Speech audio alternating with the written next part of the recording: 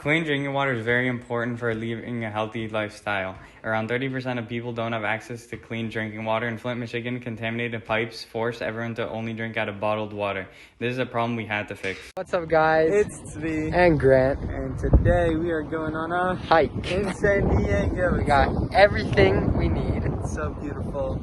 So let's go. We're on our hike, and unfortunately dirt got in our water, so I think me and SCY are going to head back to the car so we don't get dehydrated. Alright guys, we just got back from the walk, and now the dirty water is going to be filtered now. Looking at now is we have a filter off the shelf. Next we have a pump that runs through the filter. I have a turbidity sensor that can be completely replaceable by any sensor, including a LED sensor.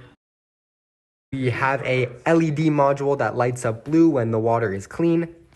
We're all plugged in by batteries, including a MOSFET, and into the Innovator Hub that is plugged directly into a TI-Nspire calculator. The sensor senses the turbidity in water, then the calculator goes into a while loop, and if it's not clean enough, the calculator keeps cleaning and counts iterations. If it is clean enough, the light goes off and there is a beeping sound that means the process is over.